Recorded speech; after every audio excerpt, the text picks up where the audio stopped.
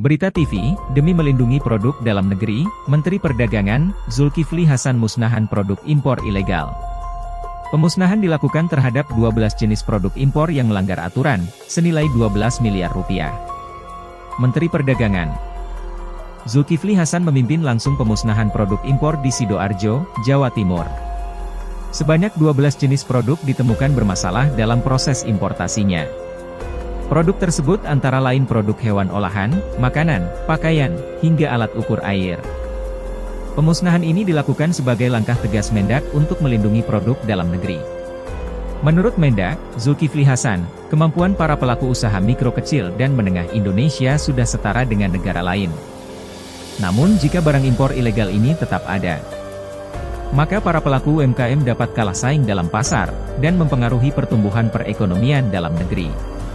Bekerja sama dengan Ditjen Bea Cukai, Kejaksaan Tinggi hingga Kepolisian, Mendak konsisten akan memerangi barang-barang bekas dan ilegal di tanah air.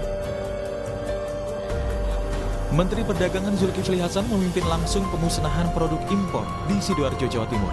Sebanyak 12 jenis produk ditemukan bermasalah dalam proses importasinya. Produk tersebut antara lain produk hewan olahan, makanan, pakaian, hingga alat ukur air. Pemusnahan ini dilakukan sebagai langkah tegas Mendak untuk melindungi produk dalam negeri. Ini masuk menyerbu pasar domestik kita dengan jalan ilegal.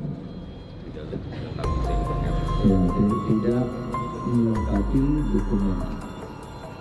Artinya ini akan mengukur industri ekonomi kita. Oleh karena itu kita memang harus mengambil langkah cepat dan tegas.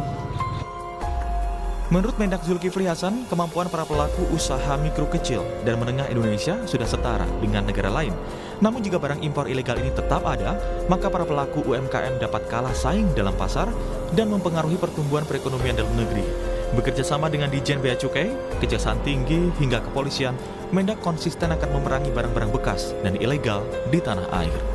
Tim Liputan